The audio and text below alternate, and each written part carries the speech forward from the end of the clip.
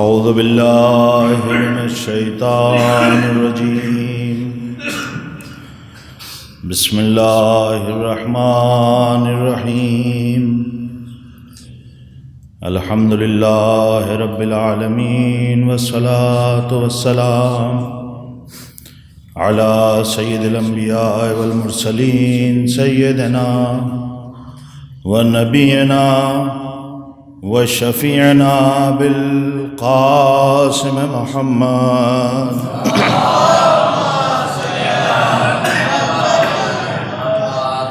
وعلى أهل بيت الطيبين الطاهرين المعصومين المظلومين ولعنة الله على أعدائهم أجمعين من يومنا هذا إلى قيام يوم الدين. أما بعد فقد أوحى الله تبارك وتعالى إلى كليمه موسى عليه السلام فقال الله يا موسى إني وضعت 6 أشياء في 6 مواضع والناس يطلبونها في 6 أشياء أخرى فلن يجدوها. صلوات پڑھنے پر محمد علیہ.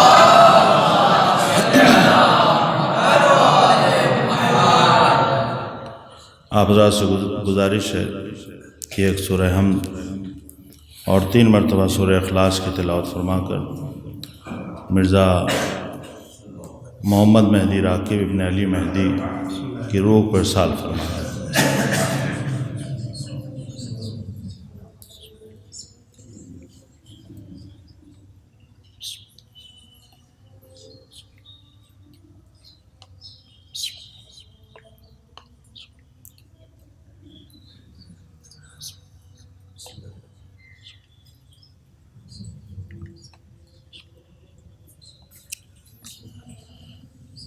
صلوات پڑھنے پر محمد و آل محمد.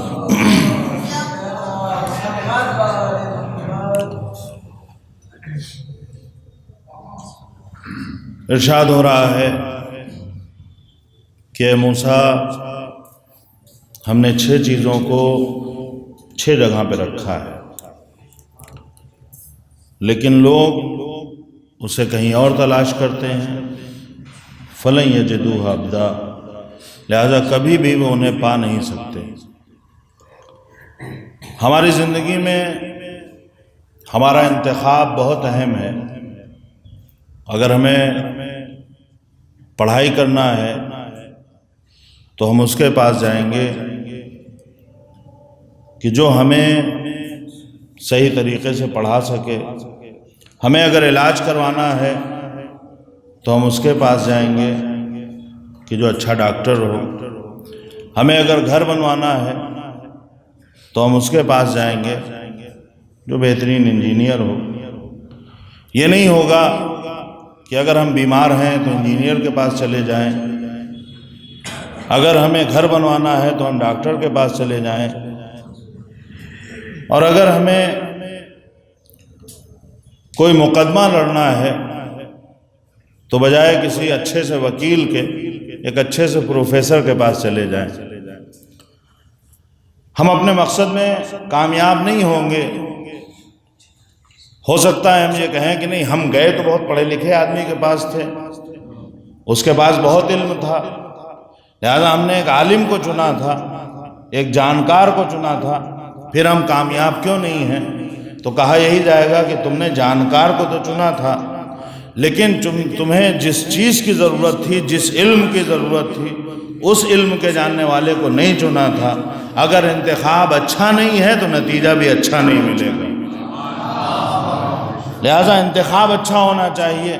اگر انتخاب اچھا ہے تو وہ چیز آپ کو ملے گی جو آپ چاہتے ہیں، لیکن اگر انتخاب صحیح نہیں ہے تو پھر نتیجہ اچھا نہیں ہوگا. لہذا بہت اہم ہے کہ ہم کس چیز کو حاصل کرنا چاہ رہے ہیں اور اس چیز کو حاصل کرنے کے بعد کس کے پاس جا رہے ہیں. اگر ہم یہ چاہتے ہیں کہ ہم اپنے مقصد میں کامیاب ہوں تو ہمیں یہ دیکھنا چاہیے کہ ہمارا انتخاب کیسا ہے. انسان کی شناخت بھی اکثر اس کے انتخاب سے ہوتی ہے. انسان جتنا بہترین انتخاب کرتا ہے اتنا بہترین وہ خود ہوتا ہے، جتنا بدترین انتخاب کرتا ہے اتنا بدترین وہ خود ہوتا ہے۔ لہٰذا اگر شخصیت سنوارنا ہے تو پھر اپنا انتخاب بھی اچھا رکھیے، جتنا اچھا انتخاب ہوگا اتنا اچھے آپ کہے جائیں گے۔ صلوات پڑھتے ہیں بر محمد وعلی محمد۔ اے موسیٰ، ہم نے 6 چیزوں کو 6 جگہ پہ رکھا ہے، لیکن لوگ اسے کہیں اور تلاش کرتے ہیں۔ فَلَن يَجِدُوهَا أَبْدًا، وہ چیزیں انہیں ملنے والی نہیں ہیں۔ ایک طالب علم کی کہ ایصال ثواب کی مجلس ہے، اس حدیث میں کچھ چیزیں ہیں، لیکن جو سب سے اہم چیز ہے ہم لوگوں کے اعتبار سے، ارشاد ہوتا ہے موسیٰ انی وضعت العلم فی الجوع والوطن والناس یطلبونہ فی الشبع، انی وضعت العلم فی الجوع والغربہ والناس یطلبونہ فی الشبع والوطن۔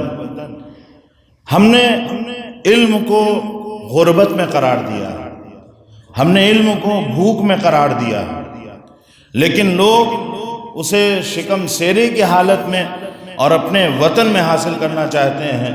اگر انسان یہ چاہتا ہے کہ وہ علم بھی حاصل کرے اور اپنے گھر پر بیٹھا رہے، وہ یہ چاہتا ہے کہ وہ بہترین عالم بھی بن جائے، اور اس کی یہ بھی خواہش ہو کہ ہر وقت اس کے سامنے بہترین غذائیں موجود رہیں، تو پھر اے موسیٰ ایسے لوگوں کو علم نہیں مل سکتا ہے، بلکہ علم کے لیے ضروری ہے کہ انسان اپنے وطن کو چھوڑے، عالم غربت میں جائے، سفر کرے اور پھر وہاں جا کر محنت کرے، کیونکہ انسان جب عالم غربت میں ہوتا ہے تو بہت سے مسائل سے وہ کنارہ کش ہو جاتا ہے، وہاں صرف ایک خیال رہتا ہے کہ ہمیں علم حاصل کرنا ہے۔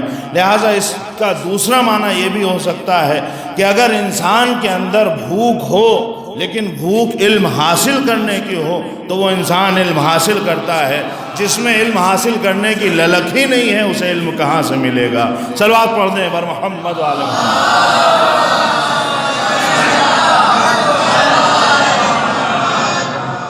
اس سے بہتر نعرہ صلوات۔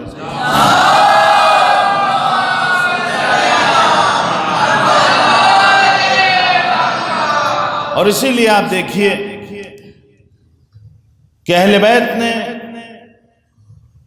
علم کو اس لیے بھی بہت بہتر طریقے سے ہمیں علم کی طرف دعوت دی ہے، کیونکہ جتنا ہم علم حاصل کریں گے اتنا ہی ہمارا معیار بلند ہوگا، اور جتنا ہمارے پاس جہالت ہوگی اتنا ہی ہمارا معیار پست ہوتا جائے گا۔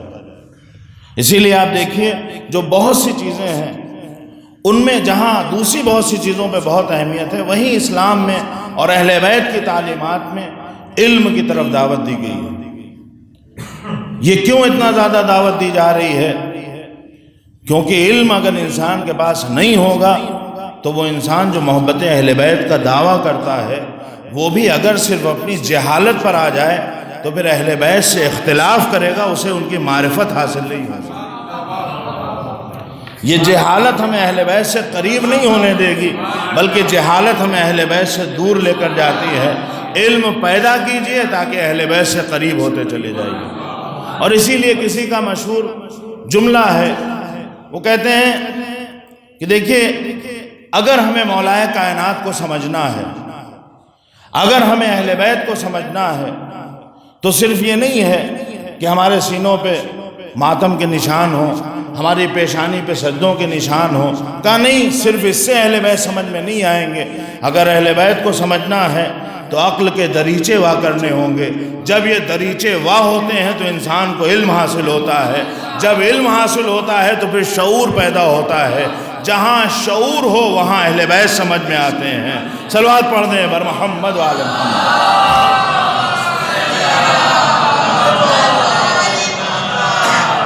اور اسی لیے آپ دیکھیے مشہور و معروف واقعہ ہے کہ جب مولائے کائنات کے بارے میں ارشاد ہوتا ہے کہ علی شہر علم کا دروازہ ہے، یہ جناب سلمان سے یہ حدیث ہے کہ خوارج کچھ جمع ہوئے، انہوں نے کہا کہ چلو ہم امتحان لیتے ہیں۔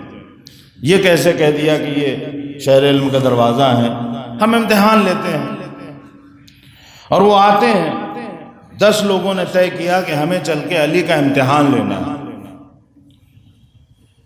اور پھر وہ آئے اور سب نے باری باری ایک ہی سوال کیا۔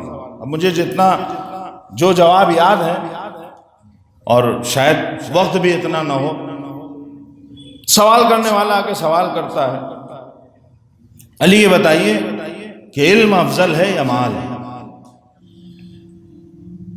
علم افضل ہے یا مال؟ آپ نے کہا نہیں، علم افضل۔ کا علم اگر افضل ہے تو کیا دلیل ہے، کیسے افضل ہے؟ کہا اس لیے کیونکہ علم انبیاء کی میراث ہے، اور مال ہارون اور فرعون جیسے لوگوں کا، قارون اور حامان اور فرعون جیسے لوگوں کی میراث ہے۔ جو انبیاء کی میراث ہے وہ افضل ہوگی، جو فرعون جیسوں کی میراث ہو وہ افضل نہیں ہو سکتی۔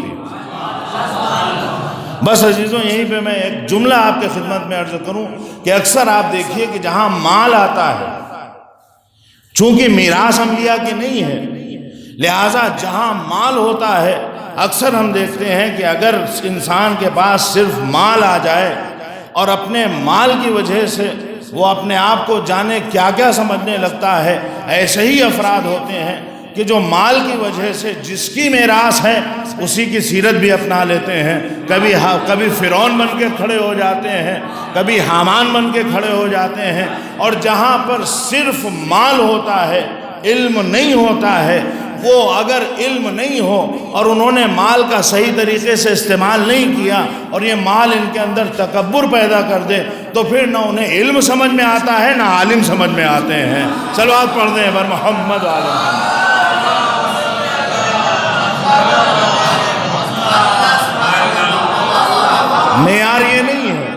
معیار یہ نہیں ہے کہ آپ کے پاس کتنا پیسہ ہے، معیار یہ ہے کہ اس پیسے کو آپ کس طرح سے خرچ کر رہے ہیں۔ اگر علم نہیں ہوتا ہے، صرف مال ہو، تو پھر انسان، چونکہ نادانی ہے، جہالت ہے، ظاہر سی بات ہے، جان بوجھ کے آدمی ایسا نہیں کرے گا۔ وہ انسان کہ جو مولائے کائنات کے راستے پر چلنے والا ہے، وہ وہاں مال خرچ کر دیتا ہے جہاں علی کی ولایت کو قبول بھی نہیں کیا جاتا ہے، کیونکہ اس کے اندر اتنا شعور نہیں ہے کہ ہمیں اپنے پیسے کو کہاں خرچ کرنا چاہیے، ہمیں اپنے پیسے کو کس ڈھنگ سے خرچ کرنا چاہیے، وہاں جہاں علی کی ولایت کا اقرار ہو رہا ہو یا وہاں جہاں علی کی ولایت کا انکار ہو رہا ہو۔ لہذا جہالت اگر ہے تو پھر یہ جہالت قدم قدم پر ہم کو دھوکہ دیتی ہے۔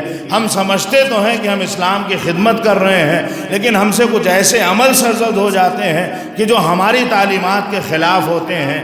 یہ ہمارا مال ہے جس نے ہمیں اس طرح سے بہکا دیا ہے، کاش اس مال کے ساتھ علم بھی ہوتا تو رہنمائی کر دیتا۔ صلوات پڑھ دیں بر محمد و آل محمد۔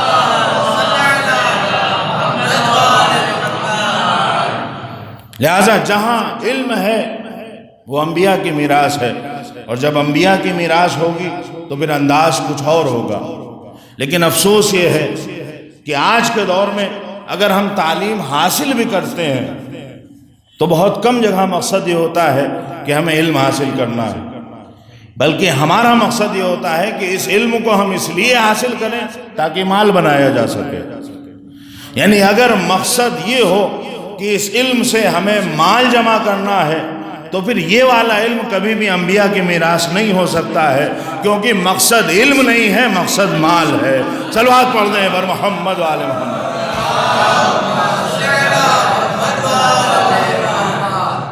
لہذا جہاں مقصد علم ہوتا ہے اور صرف علم مقصد ہو، علم اور آگہی کہ ہمیں علم حاصل کرنا، اب آپ کہیں کہ نہیں ایک پڑھا لکھا آدمی ہے، قاعدے کا ہے، تو وہ کسی اچھے منصب پر ہے تو نہیں وہ اس منصب پر نہ جائے، نہیں، مقصد وہ نہیں ہے۔ مقصد یہ ہے کہ ہمیں، اگر ہم نے علم حاصل کیا ہے تو اس علم سے ہمیں لوگوں کی خدمت کرنا ہے۔ ایک ڈاکٹر وہ ہوتا ہے کہ جو اس لیے کام کرتا ہے تاکہ مریض کی زندگی بچائی جا سکے، مریض کو زندہ رکھا جا سکے، اس کو صحت عطا کی جائے۔ لیکن ایک ڈاکٹر جس نے علم حاصل کیا ہے اس کا مقصد صرف یہی ہوتا ہے کہ اس مریض سے جتنا ہو سکے پیسہ اٹھا جائے، یعنی اسے اپنی زندگی کی فکر ہے، اس مریض کے زندگی کی فکر نہیں ہے۔ جہاں یہ چلن ہوتا ہے وہاں ہمیں بہتر سمجھ میں آتا ہے کہ یہ جو علم حاصل کیا گیا ہے یہ علم کے لیے نہیں ہے، مقصد مال ہے۔ جہاں مال مقصد ہو ایسا علم سماج کو خراب کر دیتا ہے، جہاں مقصد علم ہوتا ہے وہ سماج میں انقلاب لے کر آتا ہے۔ صلوات پڑھ دیں بر محمد علیہ وسلم۔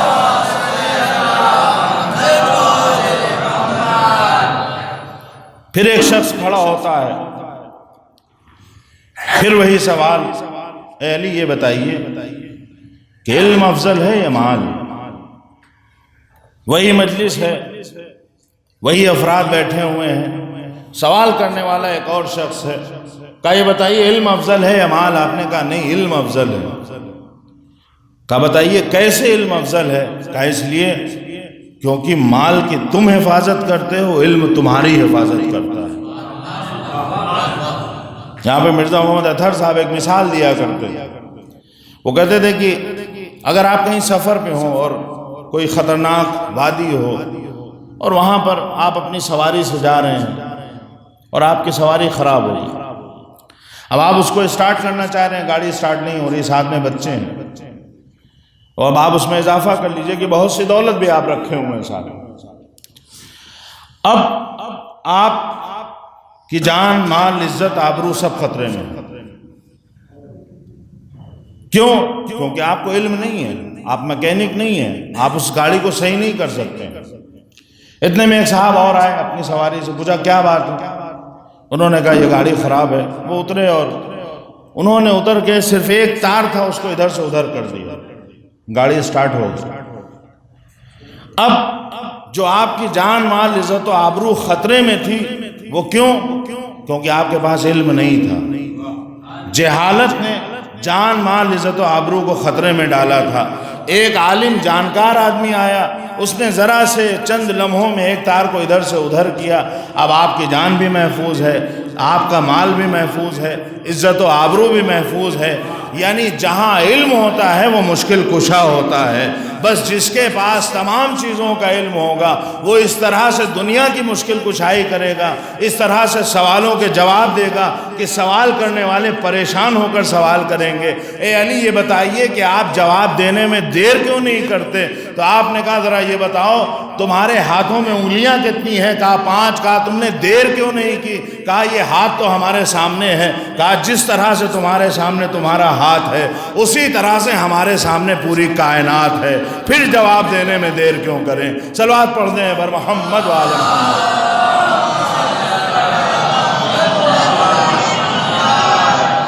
لہذا جہاں علم ہے، علم ہماری حفاظت کرتا ہے، اور علم ہماری حفاظت صرف یہ نہیں ہے کہ ہماری جان کو بچاتا ہے، نہیں، اگر علم ہے تو علم ہمارے عقیدے کا محافظ ہے، اگر علم ہے تو علم ہمارے جسم کی حفاظت کرتا ہے، اگر علم ہے تو وہ علم ہمارے سماج کی حفاظت کرتا ہے، اگر علم ہے تو وہ علم ہمارے شہر، ہماری بستی کی حفاظت کرتا ہے۔ اسی لیے آپ دیکھیے جہاں قاعدے کے لوگ ہوتے ہیں، جہاں صحیح طریقے سے پڑھے لکھے لوگ ہوتے ہیں، جہاں ایک دوسرے کے حقوق کا خیال رکھا جاتا ہے، وہاں کا سماج کچھ اور ہوتا ہے، اور جہاں خیال نہیں رکھا جاتا ہے وہاں سماج کچھ اور ہوتا ہے۔ آپ یہی تو کہتے ہیں کہ اس لیے لڑائی جھگڑا بہت ہے کیونکہ یہاں جہالت بہت ہے۔ یعنی جہاں علم ہوتا ہے، علم ہر لحاظ سے ہماری حفاظت کرتا ہے، علم ہر میدان میں مشکل کشا بن کر آتا ہے۔ لہٰذا ہمارے لیے بہت ضروری ہے کہ کوئی بھی مسئلہ ہو ہم اس میں اس بات کا خیال رکھا کریں کہ یہاں فیصلہ ہم اپنے علم کی بنیاد پر لے رہے ہیں یا ہماری جہالت ہم سے فیصلہ کروا رہی ہے۔ اور اگر خود علم نہ ہو تو پھر کوشش یہ کرنا چاہیے کہ جو اہل علم ہیں ان سے سوال کر لیا جائے، کیونکہ جہاں جہالت کو اپنے پر زیادہ یقین ہوتا ہے وہ جہالت خود کو بھی خراب کرتی ہے، سماج کو بھی بگاڑتی ہے۔ صلوات پڑھ دیں بر محمد وعلی محمد۔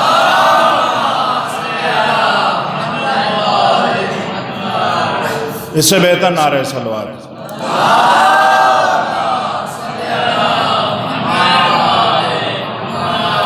اگر علم نہ ہو تو اہل بیت بھی سمجھ میں نہیں آتے ہیں، اگر علم نہ ہو تو حدیثیں بھی سمجھ میں نہیں آتی ہیں، اگر علم نہ ہو تو قرآن بھی سمجھ میں نہیں آتا ہے، اگر علم نہ ہو تو اسلام بھی سمجھ میں نہیں آتا ہے۔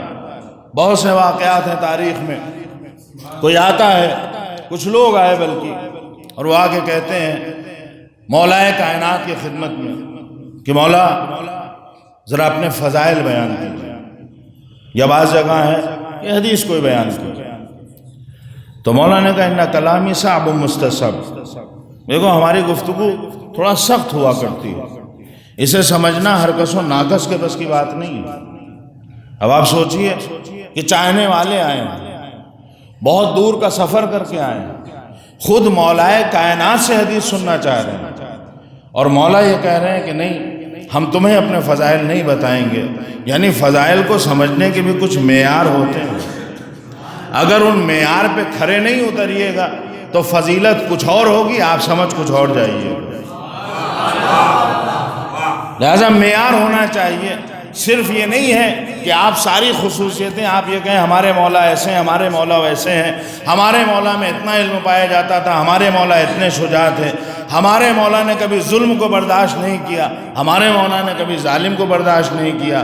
لیکن آپ کی زندگی ایسی ہے کہ ظالم نے ذرا سا گردن اونچی کی، آپ نے گردنیں جھکا دی، ظالم ذرا تن کے سامنے کھڑا ہو گیا، آپ ڈر کے گھر میں بیٹھ گئے، ظالم نے ذرا سے آپ کے سامنے ذرا سے آپ کو دھمکا دیا، آپ خوف کے عالم میں آ گئے۔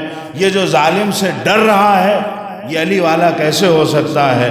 کیونکہ علی نے یہ کبھی سکھایا نہیں ہے کہ ظلم کے آگے ڈر جاؤ، بلکہ علی اور اولاد علی کا پیغام یہ ہے کہ ظالم کے آگے سر کو نہیں جھکانا چاہیے، بلکہ ظلم کا مقابلہ کرنا چاہیے۔ صلوات پڑھ دیں بر محمد و آل محمد۔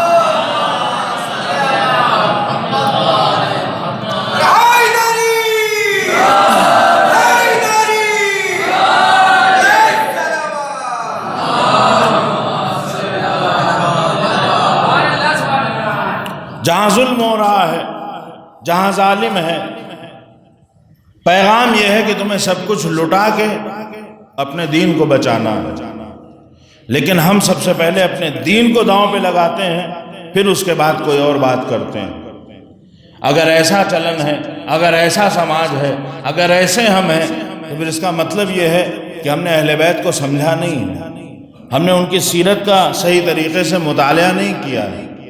یہاں یہ نہیں دیکھا جاتا ہے کہ ظالم ہمارا ہے کہ تمہارا ہے۔ ہمارے یہاں المیہ یہ ہے کہ ہمارے لیے گناہ اہم نہیں ہے، اہم یہ ہے کہ وہ گناہ کر کون رہا ہے۔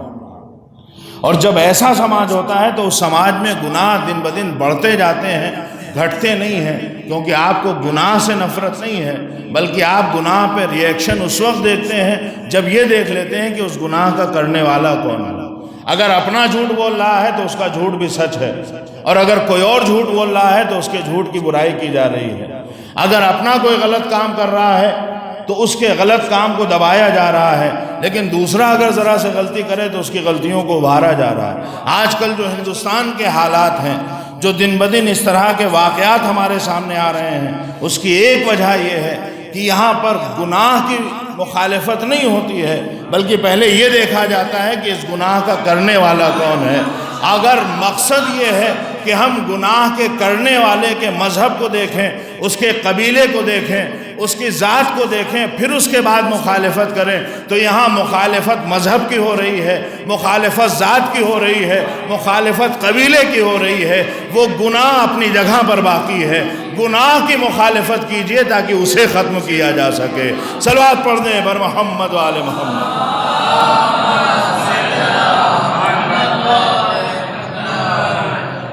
لہٰذا یہ نہیں ہوگا کہ آپ نے دوسرے کو دیکھا جس سے آپ کی دوستی نہیں ہے وہ بہت بڑا ظالم ہے، اور جو اپنا دوست ہے اس کے ساتھ شریک ہو کے آپ خود ظلم کر رہے ہیں۔ لہٰذا اصل یہ ہے کہ ہم گناہ کو گناہ سمجھتے ہیں کہ نہیں سمجھتے ہیں، ہم مخالفت کس اعتبار سے کر رہے ہیں۔ کربلا نے ہمیں یہی درس دیا ہے کہ ہمیں ظالم کی مخالفت کرنا ہے، ہمیں ظلم کے مقابلے میں کھڑا ہونا ہے، اور اسی لیے جہاں معرفت کی کمی ہوتی ہے وہاں اس طرح کے واقعات ہمارے سامنے رونما ہوتے ہیں کہ ہمیں جہاں بولنا چاہیے وہاں ہم چپ رہتے ہیں، جہاں چپ رہنا چاہیے وہاں بول پڑتے ہیں۔ یعنی سب کچھ سماج میں ہو جاتا ہے لیکن وہاں اس طرح سے مخالفت نہیں ہوتی ہے، لیکن بعض وہ جگہ کہ جہاں آپ کے بولنے کی بات جگہ نہیں ہے، جہاں آپ کو خاموش رہنا چاہیے وہاں آپ بول رہے ہیں۔ آپ دیکھیے آئے دن ایسی مثالیں، اور اس واقعے میں بھی آپ دیکھیے مولا کائنات کے سامنے کہا جا رہا ہے کہ آپ اپنے فضائل بیان کیجئے، اور آپ کہہ رہے ہیں نہیں۔ ابھی ہم اگر کوئی ہم سے کہے کہ آج آپ کو مجلس میں فضائل پڑھنے ہیں مولا کائنات کے، اور ہم کہتے ہیں نہیں فضائل نہیں پڑھیں گے کچھ اور پڑھیں گے، تو لوگ دشمن ولایت قرار دیں گے۔ لوگ کہیں گے کہ کیسے مولانا ہے، ان کو علی کی فضیلت سے انکار ہے۔ لیکن آپ یہ دیکھیے کہ خود مولا کائنات، اس سے بہتر موقع کیا ہوگا کہ ہم بیٹھے ہوں مولا کے سامنے اور مولا اپنی فضیلت بیان کرے، اس سے اچھا سما اور کیا ہوگا؟ لیکن مولا کہہ رہے ہیں نہیں، ہماری گفتگو کو سمجھنا ہر کس و ناکس کے بس کی بات نہیں۔ یہاں تک کہ مولا بیت الشرف آ جاتے ہیں، اور وہ لوگ اٹھ کر ساتھ ساتھ چلے آئے، اور پھر حجرے میں امام سے پھر انہوں نے کہا، مولا نے کہا اچھا ٹھیک ہے تم لوگ بہت زیادہ اصرار کر رہے ہو تو ہم اپنی فضیلت بیان کیے دیتے ہیں۔ آپ دیکھیے کہ جہاں جہالت کار فرما ہوتی ہے وہاں ہوتا کیا ہے۔ کہا مولا فضیلت بیان کیجئے۔ آپ نے حمد و ثناء الہی کے بعد آپ نے کہا انا الاول انا الآخر انا الظاہر انا الباطن انا الذی احیی و امید۔ کہا میں ہی اول ہوں، میں ہی آخر ہوں، میں ہی ظاہر ہوں، میں ہی باطن ہوں، میں ہی وہ ہوں جو زندگی دیتا ہوں، میں ہی وہ ہوں جو موت دیتا ہوں۔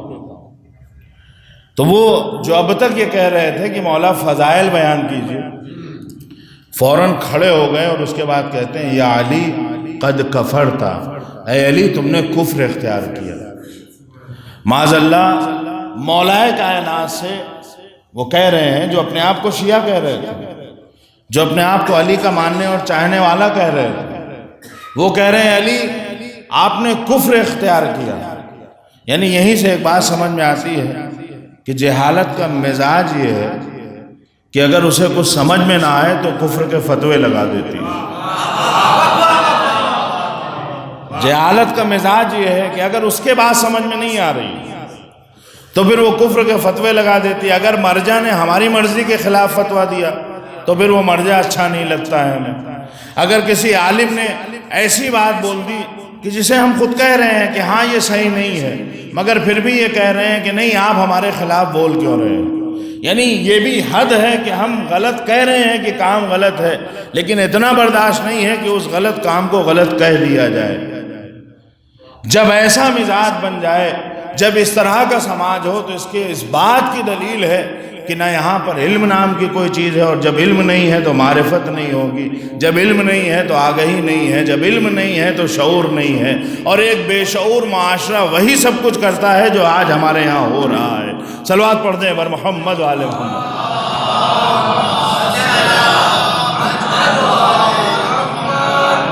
پھر وہی سب کچھ ہوتا ہے جو آج ہمارے یہاں ہو رہا ہے۔ آپ دیکھیے تاریخ اٹھا کر ہمارے سامنے تاریخ اٹھانے کی ضرورت بھی نہیں ہے، مجلسوں میں ذکر ہوتا ہے، بارہا ہم لوگوں نے سنا ہے کہ ایک وقت ایسا آتا ہے کہ مولا کائنات سے جناب فاطمہ زہرا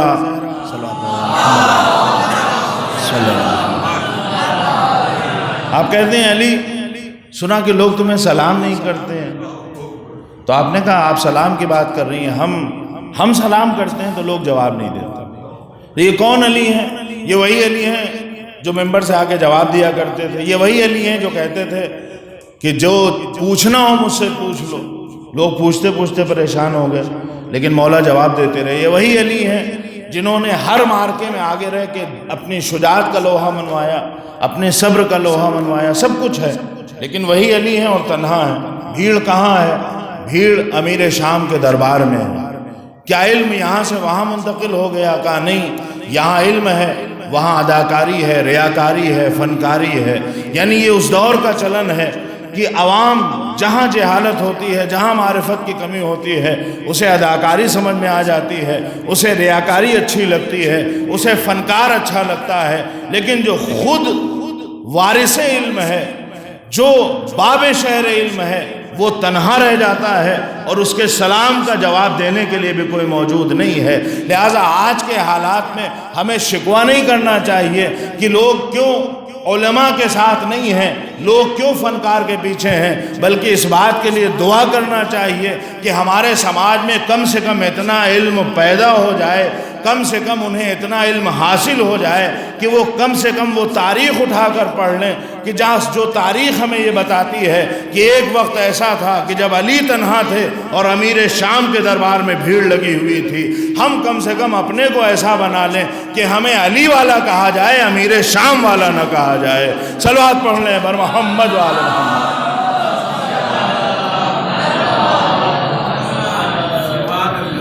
یا علی قد کفرتا، جہالت کا مزاج یہ ہے۔ اور آج بھی ہمارے سماج میں بہت سے لوگ ایسے ہیں جنہیں کچھ نہیں آتا ہے، لیکن جب دین کا مسئلہ آتا ہے تو انہیں سب آتا ہے۔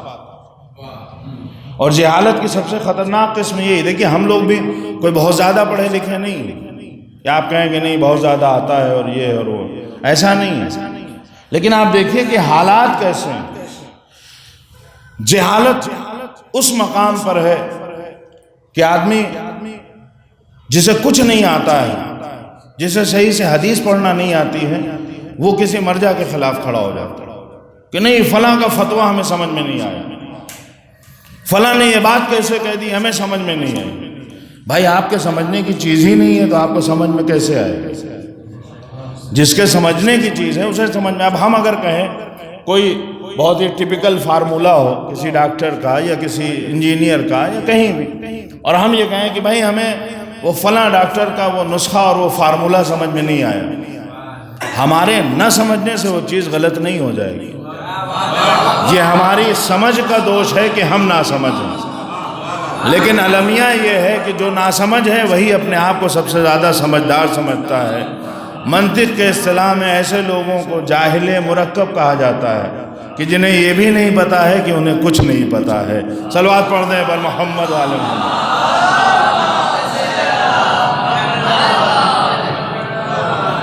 ایک وہ ہے جو جانتا ہے کہ وہ نہیں جانتا، لیکن اس کا کیا علاج کیا جائے جو نہیں جانتا کہ وہ نہیں جانتا۔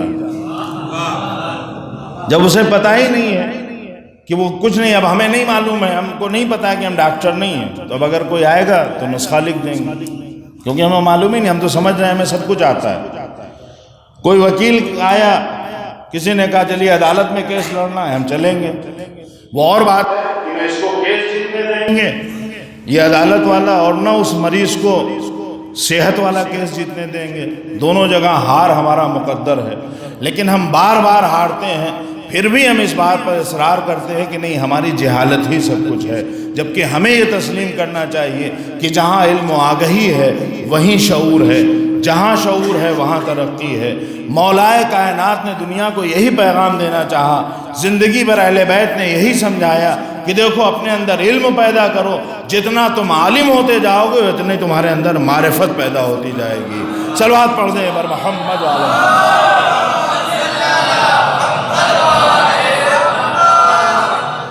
یا علی قد کفرتا، مولانا کا ذرا وضاحت تو سن لو، ذرا وضاحت تو سن لو، تم نے کفر کا فتویٰ لگا دیا، وضاحت تو سنو۔ دیکھیے میرے الفاظ ہیں، مولانا کا ذرا وضاحت تو سنو، تو انہوں نے کہا نہیں اب ہمیں کچھ نہیں سننا۔ دیکھیے جہالت کا مزاج یہ بھی ہے، وہ کسی کی سنتی نہیں، جہالت کا مزاج ہے وہ کسی کے اپنے آگے جہالت کسی کی نہیں سنتی، چاہے کوئی ہو، آپ کے گھر کا بڑا ہو، آپ کا بہت اچھا دوست ہو، آپ کے شہر کا عالم ہے، جہاں جہالت ہے 10 عالم بھی کھڑے ہو کے کوئی بات کہیں جہالت سنے گی نہیں، نہ سنے گی نہ مانے گی۔ یہ جہالت کا مزاج ہے، اسے کسی کی نہیں سننا ہے، اسے جو اس نے فیصلہ لیا ہے وہی سب سے اچھا لگتا ہے، جبکہ وہ اس بات کو تسلیم کرتا ہے کہ ان مسائل میں ہمیں اتنی آگہی نہیں ہے، کیونکہ ابھی تک جتنے مسئلے ہوتے تھے ہم انہی عالم کے پاس جاتے تھے، ابھی تک جتنے بھی مسائل ہمارے یہاں ہوئے ہم انہی کے پاس گئے، ہمیں پتہ ہے کہ یہ عالم ہے، ہمیں پتہ ہے ان کے پاس علم ہے، لیکن پھر بھی وہ ان کے خلاف کیوں کھڑا ہو جاتا ہے؟ صرف یہ جہالت ہے جو اسے عالم کے مقابلے پر لے آتی ہے۔ لہٰذا جہاں پر علم ہوگا وہاں سر تسلیم وہاں خم کیا جائے گا جہاں علم ہو، اور اگر جہالت ہوگی تو جہالت صرف اپنی منوائے گی، کسی اور کی سننے نہیں دے گی۔ صلوات پڑھ دیں بر محمد علیہ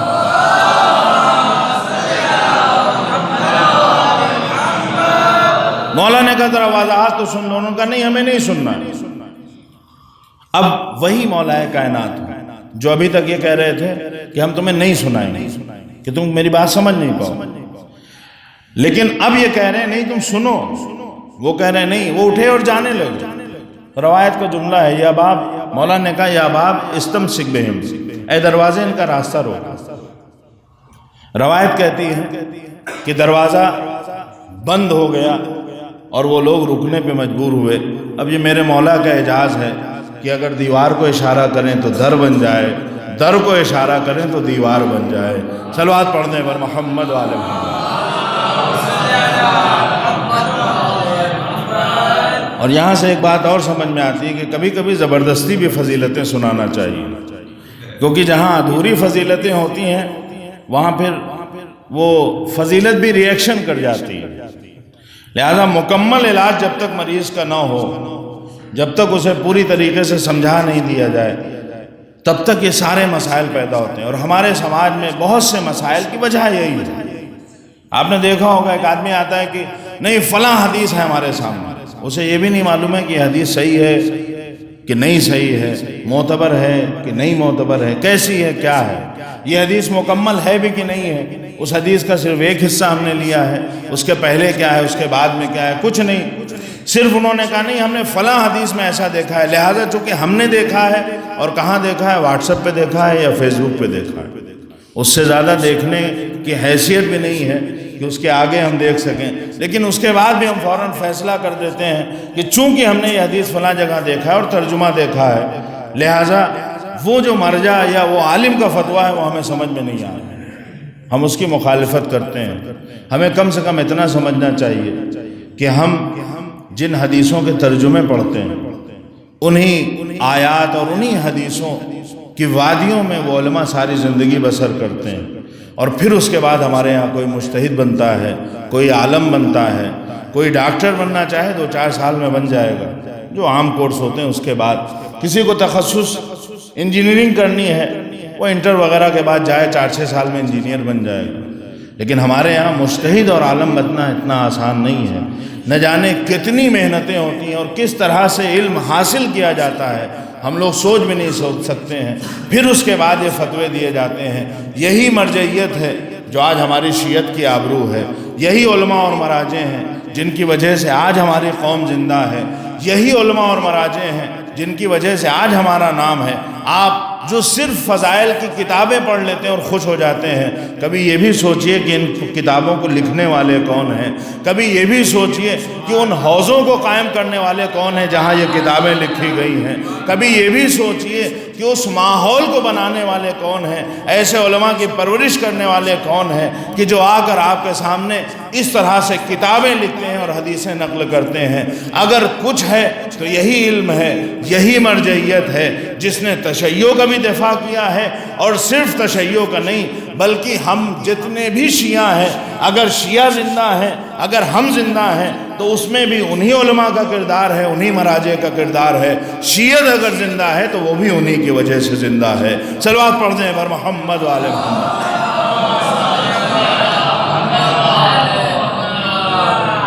لہٰذا یہ جو خدمات ہیں اسے یوں ہی بلایا نہیں جا سکتا ہے، لیکن کیا کیا جائے کہ جب سماج نے علی کو ان کی موجودگی میں نکار دیا تو پھر آج بھی ایسے ہی حالات ہوں گے، آج بھی یہ ہوگا کہ مرجعیت کے خلاف سازش ہوگی، آج بھی کچھ لوگ ابھر آئیں گے جو اپنی جہالت کی بنا پر دعوے کریں گے۔ آپ دیکھیے آج، آپ دیکھیے 2-3 ملک کے حالات ایک ساتھ خراب کیے گئے ہیں۔ ادھر لبنان میں مظاہرے ہوتے ہیں، پھر اس کے بعد ایران میں سلسلہ شروع ہوتا ہے، اور پھر عراق میں وہ سلسلہ شروع کیا جاتا ہے۔ یہ کیوں ہے؟ واقعہ آپ لوگوں نے دیکھا ہوگا، جو لوگ سوشل میڈیا کا مثبت استعمال کرتے ہیں، بہت سے واقعات ہیں، بہت سی سائٹ ہیں، بہت کچھ سامنے آتا ہے۔ اگر کسی علمی گروپ میں آپ ہو، وہ واقعہ ہے مولانا کی نگاہ میں ہوگا بہتر طریقے سے، ایک خلاصہ میرے ذہن میں ہے کہ جب مرزا شیرازی نے فتویٰ دیا تھا انگریزوں نے ہندوستان پہ بھی جو قبضہ کیا ہے تو یہ لوگ پہلے چائے فری میں دیتے تھے. اب جو چائے پتی بہت مہنگی ملتی ہے اور اس وقت بڑی اچھی رہی ہوگی, اب تو وہ کوالٹی بھی نہیں ہوگی. وہ فری میں دیتے تھے, پیجیے آپ. اور پھر دھیرے دھیرے انہوں نے اسی سے کاروبار پھیلایا اپنا مختلف, اور پھر ہندوستان پہ قبضہ کیا. یہی ان کی چال ایران میں بھی. لیکن وہاں پر جو ہمارے مرجع تھے مرزا شیرازی, انہوں نے تمباکو کی حرمت کا فتویٰ دیا.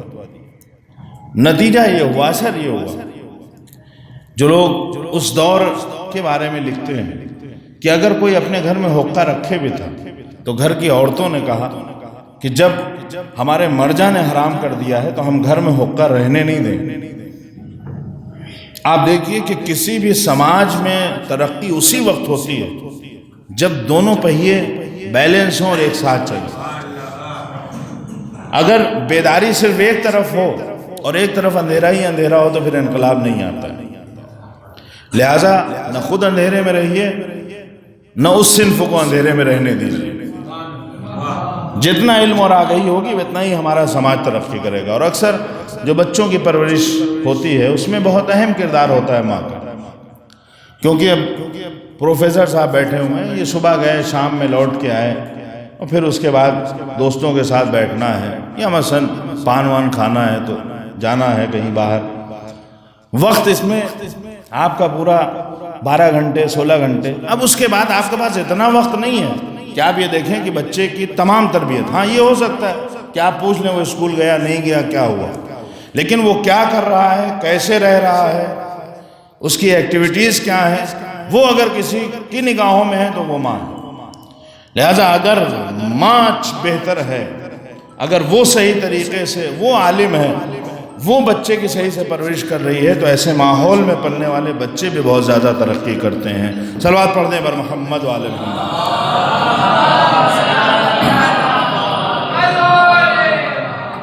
اس سے بہتر نعرہ صلوات.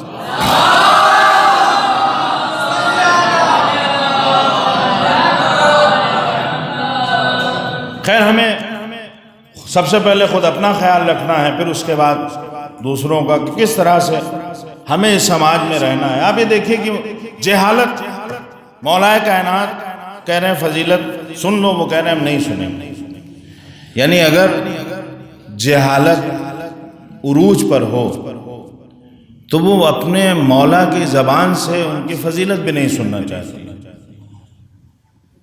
تو اب ہمیں یہ شکوہ نہیں کرنا چاہیے کہ فلاں صاحب نے ہم سے فضیلت سننا گوارا نہیں کیا, اغیار کے پاس فضیلت سننے چلے گئے. جب جہالت ایسی ہو کہ اپنے مولا سے فضیلت نہ سنیں تو پھر اس بات کا کیا شکوہ کہ کہاں کہاں لوگ چلے جاتے ہیں. کیونکہ یہ جہالت ہے جو ہمیں علم سے دور کرتی ہے, اور جب علم سے انسان دور ہو جاتا ہے تو بہت سے مسائل پیدا ہوتے ہیں. مولا نے کہا نہیں تمہیں ہم فضیلت سنائیں گے اور زبردستی سنائیں گے. بیٹھا لا, انہیں مجبور ہوئے بیٹھنے پہ. آپ نے کہا ہم نے کیا کہا تھا؟ ہم نے یہی تو کہا کہ انا الاول انا الآخر. تو سب سے پہلے جو رسول پہ ایمان لایا وہ میں تھا, جو سب سے آخری وقت تک رسول کے ساتھ رہا وہ بھی میں تھا. میں نے یہی تو کہا انا الظاہر انا الباطن. تو جان لو مجھے ظاہری چیزوں کا بھی علم ہے اور میں باطنی چیزوں کا بھی علم رکھنے والا ہوں. میں نے یہی تو کہا کہ میں زندگی اور موت دیتا ہوں. تو جان لو علی اچھائیوں کو زندگی دیتا ہے, برائیوں کو موت دیتا ہے. صلوات پڑھ دیں بر محمد وعلی محمد.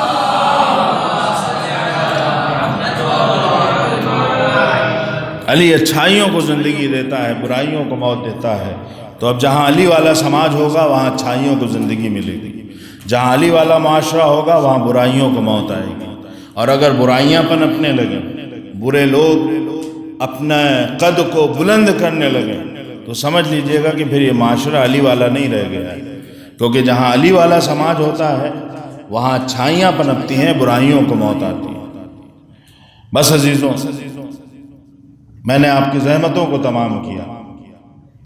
ہمیں علم کی اہمیت کو اس لیے بھی زیادہ سمجھنا چاہیے کہ ہم لوگ ایک درسگاہ سے وابستہ ہیں. ہو سکتا ہے بہت سے مسائل ہوں, اور کہا ہی گیا ہے کہ علم کے لیے آفتیں بہت ہیں. تمام چیزوں کے لیے کوئی ایک پریشانی ہوتی ہے, لیکن جو علم حاصل کرنا چاہتا ہے اس کے لیے بہت سی پریشانیاں ہوتی ہیں. لہذا ہماری کوشش ہونا چاہیے کہ ہم جس کے ایصال ثواب کی مجلس یہاں منعقد کر رہے ہیں، اسے بہترین خراج عقیدت یہ ہے کہ جو اس کے ساتھی ہیں وہ علم حاصل کریں اور دنیا میں اپنا نام روشن کریں اپنے علم کی وجہ سے، اور جتنا زیادہ ہم علم حاصل کرتے چلے جائیں گے اتنا ہی زیادہ ہمارے اس ساتھی کو جو اس دنیا میں نہیں ہے اس کے لیے اتنا ہی راحت کا سامان میسر ہوگا، کیونکہ اب وہاں پر کوئی اور چیز کی کوئی حیثیت نہیں ہے کہ آپ کے پاس دولت کتنی ہے، آپ کے پاس کتنی بڑی بلڈنگ ہے، نہیں، لیکن اگر آپ کے پاس علم ہے تو جہاں علم اور آگہی ہے، جہاں شعور ہے، وہاں ظاہر سی بات ہے جب خیال رکھا جائے گا تو پھر ہم کوشش یہ بھی کریں گے کہ جتنا ہو سکے اس کے لیے ایصال ثواب کیا جائے، اور جتنا ہم یہاں سے رہ کر اس کے لیے ایصال ثواب کرتے جائیں گے اتنا زیادہ اس کے لیے وہاں راحت کا انتظام ہوتا جائے گا۔ لہٰذا بہترین خراج عقیدت یہ ہے کہ ہم یہ عہد کریں کہ جو اس لائن اور اس مکتب میں اس مدرسے میں پڑھنے والا تھا، ہم لوگ کوشش یہ کریں کہ ہم صحیح طریقے سے پورے خلوص کے ساتھ جتنا ہو سکتا ہے علم حاصل کرنے کی کوشش کریں، اور اگر ہم بہانے بنانے لگیں تو پھر آپ یہ سمجھ لیجئے کہ آپ یہاں سے نجف چلے جائیے، قم چلے جائیے، سب جگہ بہانے موجود ہیں، بہت سی جگہ آپ کو استاد کی بات سمجھ میں نہیں آئے گی، استاد سمجھ میں نہیں آئیں گے، لیکن برداشت کیجیے، کیونکہ جہاں علم حاصل کرنا ہے وہاں زحمتیں بہت ہیں، اور کوشش یہ کی جائے کہ ہم لوگ کچھ اپنا وقت معین کریں کہ اتنا وقت ہمیں اپنی تعلیم کے لیے دینا ہے۔ اگر اس کا آپ حساب و کتاب بنا لیں اور پھر آپ دیکھیں کہ آپ اس کے لیے جو آپ نے ایک ہدف معین کیا ہے آپ اتنے گھنٹے دے پا رہے ہیں کہ نہیں، اگر آپ اتنا ٹائم دے لیں گے تو یقیناً آپ کو کامیابی ملے گی۔ یہ نہیں ہے کہ آپ کو 24 گھنٹے پڑھنا ہے یا 18 گھنٹے پڑھنا ہے، لیکن اگر آپ 5-6 گھنٹے بھی صحیح سے پڑھتے ہیں پھر یہ نہیں ہوگا کہ آپ یہ کہیں کہ ہمارے استاد نے تو 2 ہی صفحے پڑھائے ہیں لیکن ہمیں وہ 2 صفحے بھی نہیں آتے ہیں۔ اگر ایسا ماحول ہے تو اس کا مطلب یہ ہے کہ ہم وقت نہیں دے رہے ہیں تعلیم میں، اور ایسے موقع پہ خاص کر کے ہمیں یہ عہد کرنا چاہیے جو لوگ اس دنیا سے گزر گئے ہیں جن کو ہم یاد کر رہے ہیں، کہ ہماری کوشش یہ ہوگی کہ ہم اس راستے پر آگے بڑھیں جو اہل بیت کا راستہ ہے، ہم اس راستے پر آگے بڑھیں، کیونکہ اگر ہم آج علم حاصل کریں گے تو پھر ہمارے سماج کو ہمارے وجود سے کہیں نہ کہیں کوئی فائدہ ضرور ہوگا، اور اگر ہم نے آج صحیح طریقے سے علم حاصل نہیں کیا تو جو بھیڑ ہے اس بھیڑ میں ہم بھی ایک اضافہ ہی ہوں گے، ہماری الگ شناخت نہیں بنے گی۔ ہم کبھی یہ نہیں کہہ سکتے ہیں کہ نہیں، چونکہ حالات ویسے تھے لہٰذا ہم علم حاصل نہیں کر سکے، چونکہ حالات ہمارے موافق نہیں تھے لہٰذا ہم صحیح طریقے سے پڑھ نہیں سکے۔ دیکھیں زندہ انسان کی علامت یہ ہے، بس آخری بات اور ربط مصائب، اگر سیلاب آیا ہو کہیں اور اس میں ایک بدن ایک جسم بہتا ہوا جا رہا ہو اور آپ سے کوئی پوچھے کہ بتائیے یہ آدمی مردہ ہے یا زندہ ہے، تو آپ یہی کہیں گے کہ اگر مردہ ہے تو وہ دھارے کے ساتھ بہتا ہوا چلا جائے گا، لیکن اگر زندہ ہوگا تو دھارے سے الگ اپنا راستہ بنانے کی کوشش کرے گا۔ یعنی جہاں پر زندگی ہے وہاں حالات کا رونا نہیں رویا جاتا ہے بلکہ حالات کے دھارے کو کاٹ کے اپنا الگ راستہ بنایا جاتا ہے۔ دور حاضر میں ہمارے لیے بہترین مثال ہے جب سماج میں ہر طرف برائی تھی، جب سماج میں تصور نہیں تھا کہ کہیں کوئی انقلاب بھی آ سکتا ہے، وہاں امام خمینی نے انقلاب لا کے دکھایا۔ وہ تہران، وہ ایران کہ جس کی شہرت، جس کا مقابلہ پیرس وغیرہ سے ہوتا تھا فحاشی میں، وہاں انہوں نے انقلاب لا کر یہ بتایا کہ دیکھو جہاں پر خمینی جیسا عزم ہو، اور یقیناً خمینی کا عزم وہی عزم ہے جو انہوں نے علی سے لیا ہے، جو انہوں نے کربلا سے سیکھا ہے، یعنی جہاں کربلا زندہ ہوتی ہے وہاں ہم بھی زندہ ہوتے ہیں۔ جہاں کربلا کے انسان کو معرفت نہیں ہوتی ہے وہ حالات کے ساتھ بہتا ہوا چلا جاتا ہے، لیکن جہاں کربلا کی معرفت ہوتی ہے وہ ظالم کے آگے سر کو جھکاتا نہیں ہے بلکہ ظلم کا مقابلہ کرتا ہے۔ صلوات پڑھ دیں بر محمد و آل محمد۔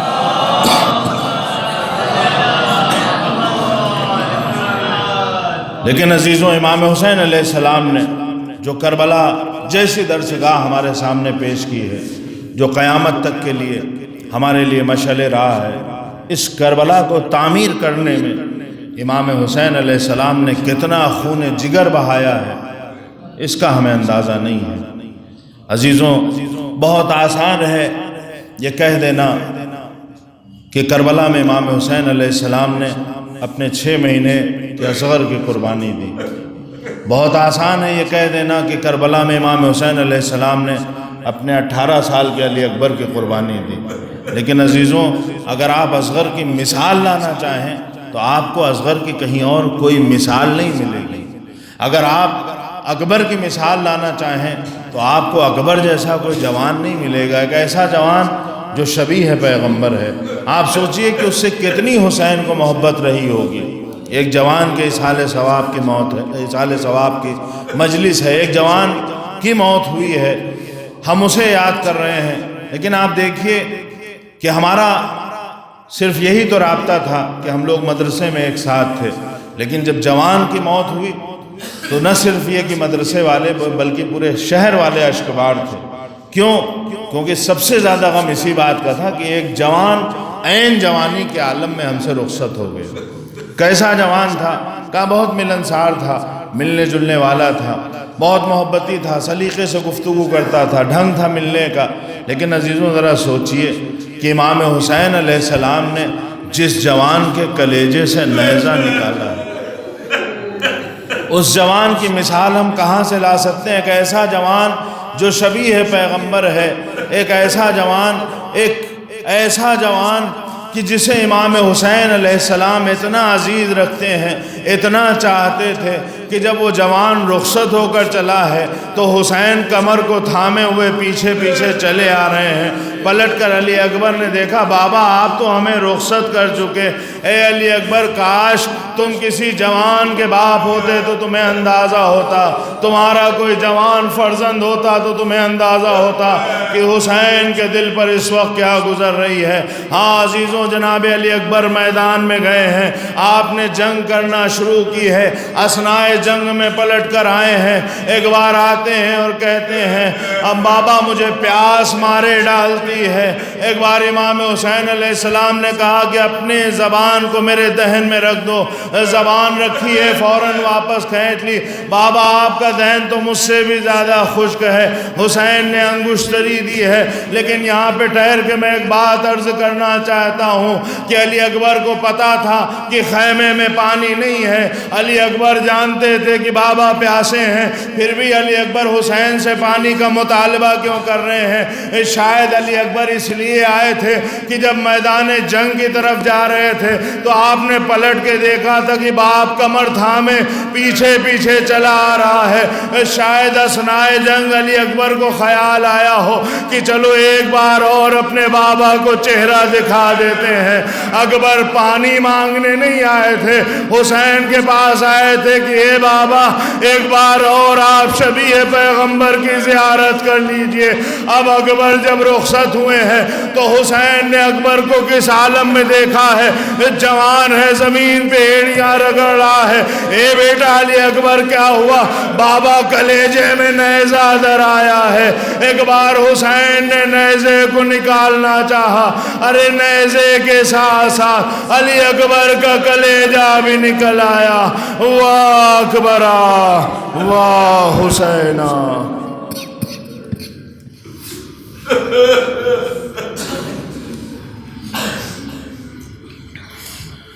سَيَعْلَمُ الَّذِينَ ظَلَمُوا أَيَّ مُنقَلِبٍ يَنقَلِبُونَ إِنَّا لِلَّهِ وَإِنَّا إِلَيْهِ رَاجِعُونَ۔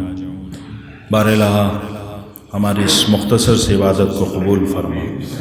بار الہ تجھے ذکر کا واسطہ، ان آنسوؤں کا واسطہ، بار الہ تو اس ذکر کو، ان آنسوؤں کو مرحوم کے درجات کی بلندی کا ذریعہ قرار دے۔ بار الہ جو بیمار ہیں انہیں بیمار کربلا کے صدقے میں شفاء کامل و عاجل عنایت فرما۔ بار الہ جو طلاب یہاں پر علوم دینیہ کو حاصل کرنے کے لیے تشریف لائے ہیں، بار الہ ان کی مشکلوں کو آسان فرما۔ بار الہ جو بھی اہل بیت کے راستے پر بڑھنا چاہتا ہے، علم حاصل کرنا چاہتا ہے، بار الہ حالات سخت ہیں لیکن وہ اسباب فراہم فرما کہ جس کے ذریعے اہل بیت کی تعلیمات کو حاصل کرنے والوں کو پریشانیاں نہ ہوں۔ بار الہ جہاں جہاں میں مسلمان اس دنیا میں موجود ہیں ان کی جان مال عزت و آبرو کی حفاظت فرما۔ بار الہ جہاں جہاں بھی شیعان حیدر کرار موجود ہیں ان کی جان مال عزت و آبرو کی حفاظت فرما۔ بالخصوص وہ مومنین جو اس وقت عراق میں ہیں، وہ مومنین جو لبنان میں ہیں، اور بالخصوص عراق کے حالات جو پچھلے کچھ دنوں سے خراب ہیں، بار الہ جو سازش کرنے والی طاقتیں ہیں اگر وہ قابل اصلاح نہیں ہیں تو انہیں نیست و نابود فرما۔ بار الہ ہمارے علماء کرام، ہمارے مراج اعظام کا سایہ ہمارے سروں پر قائم و دائم رکھ۔ بار الہ منتقم خون حسینی کے ظہور میں تعجیل فرما اور ہمیں اس لائق بنا کہ جب ہمارے وقت کے امام کا ظہور ہو تو ہمارا شمار ان کے ساتھیوں میں ہو۔ آپ حضرات سے گزارش ہے کہ ایک بار سورہ حمد اور 3 مرتبہ سورہ اخلاص کی تلاوت فرما کر مرزا محمد مہدی راکب ابن علی مہدی کی روح کو ارسال فرما دیں۔